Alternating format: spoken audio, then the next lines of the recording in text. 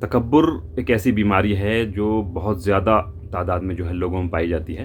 انسانوں کے اندر تھوڑی سی انسان کچھ کامیابی حاصل کر لیتا ہے، کسی کو دولت مل جاتی ہے، کوئی شہرت مل جاتی ہے، تو اس کے اندر تکبر آنا شروع ہو جاتا ہے، اور یہ بہت ہی خطرناک بیماری ہے۔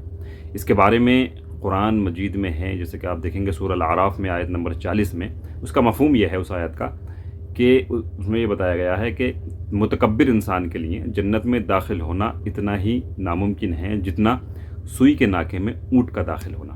یہ بہت بڑی بات ہے، اس کو سن کر انسان کو کانپ جانا چاہیے۔ اچھا، اب تکبر سے انسان آزاد کیسے ہو؟ تو اس کی ایک مثال دیتا ہوں۔ ایک واقعہ ہے رسول اللہ صلی اللہ علیہ وسلم کا، اس سے آپ دیکھیں گے، اس سے ہمیں راستہ ملے گا کہ اس سے ہمیں کیسے آزادی ملے گی تکبر کی جو نفسیات ہوتی ہیں۔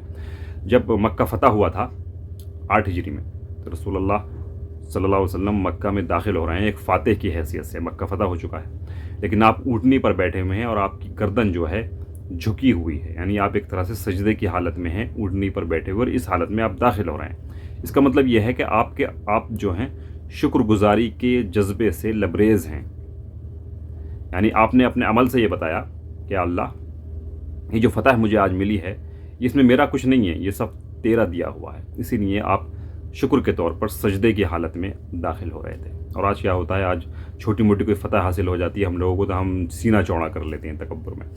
تو یہ ایک طریقہ ہے کہ انسان کے پاس جو کچھ بھی اسے ملا ہوا ہے، وہ اس کو ہمیشہ خدا کی طرف سے ملی ہوئی نعمت سمجھے، اپنی کمائی، اپنی ذاتی کمائی نہ سمجھے کہ سب میں نے، میرے اندر کوئی ایسی مطلب کاریگری ہے، یا یہ ہے میرے اندر کوئی ایسی کوالٹی ہے، میں نے اس کو حاصل کر لیا، نہیں، بلکہ خدا کی طرف سے ملی ہوئی نعمت سمجھے۔ تو اس طرح سے اگر وہ انسان جیے گا اس نفسیات کے ساتھ، تو پھر تکبر سے جو ہے تھوڑا وہ آزاد رہے گا۔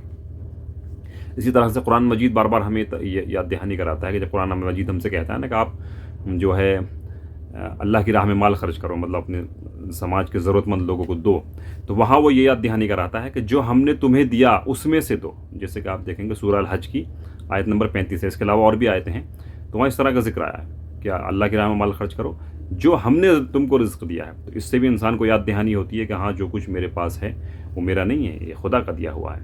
تو اس طرح کی نفسیات میں انسان رہے گا تو وہ انشاءاللہ پھر تکبر سے آزاد رہے گا۔ تو اس چیز سے بچنا چاہیے، اور تکبر بہت بری بیماری ہے۔ اللہ تعالی ہم کو اس چیز سے محفوظ رکھے۔ جزاکم اللہ خیر۔